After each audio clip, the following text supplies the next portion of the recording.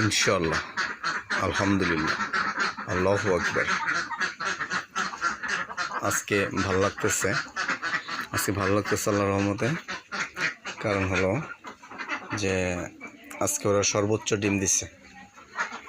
সর্বোচ্চ ডিম বলতে এখন এখানে আছে হলো আপনার 55টা ডিম। 55টা ডিম আছে এখানে। 55টা ডিম আছে এখানে। আর রাত্রে যখন 11টার দিকে খাবার দেই তখন 3টা ডিম পারছিল। তাহলে 55 আর 3, তাহলে হলো 58টা ডিম। আমার হাঁস আছে, ব্যস্ততার জন্য গোনা হয়নি, ইনশাআল্লাহ আনুমানিক 90টার উপরে আছে। তো 90টার মতো আছে ইনশাআল্লাহ। তো 58, 90টা, 95টার ভিতরে 58টা ডিম। তা আলহামদুলিল্লাহ। তো আল্লাহ তাআলা দিবে আশা করি। আজকে ডিম বিক্রি করতেও যাব। ডিম বিক্রি করি পুরাতন ঘাটের, ওখানে আড়ত আছে, আড়তে বিক্রি করি।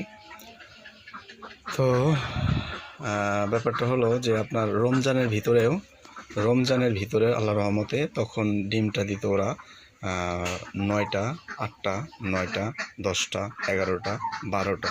রমজানের ভিতরে গত 20 দিন, 25 দিন, 1 মাস হয়নি, এর মধ্যে 9টা, 11টা ছিল। কিন্তু আমার একটা চাওয়া ছিল মালিকের কাছে চাওয়া ছিল যে একটু আর্থিক সংকটতা ছিল। তো ইনশাআল্লাহ সেটা আল্লাহ তাআলা দূর করে দেবে, মালিক আল্লাহ ইনশাআল্লাহ। তো ফিকির ছিল যে রমজানের পরে ভালো টাকা পয়সা হবে এবং ওদেরকে ভালো খাবারের অ্যারেঞ্জমেন্ট করব। ইনশাআল্লাহ ওরা ডিমটা বাড়বে। সেই 9, 8, 10, 11, সেই 11টার থেকে রমজান যেতে না যেতে 1 মাস হতে না হতেই ইনশাআল্লাহ 58টা চলে গেছে। আমার টার্গেট হলো সামনের মাসের 6 তারিখের মধ্যে আল্লাহ তাআলা যদি তৌফিক দেয়, আমি ওদেরকে ভালো খাবার দিতে পারি, তাহলে আশা করি ওরা মানে 100টার মতো বা 90টার মতো, 95টা হবে। তো 85, 90, 100% ডিম আমি আশা করি। তো আমার মালিক যদি দয়া করে আমি ইনশাআল্লাহ সেটা অর্জন করতে পারবো। আর সবাই আমার জন্য দোয়া করবেন। তো দোয়া করবেন সবাই, আমি যেন পরিশ্রম করে খেতে পারি। কবরের চিন্তায় কদম প্রত্যেকটা কর্মের ভিতরেই আমি যেন আমার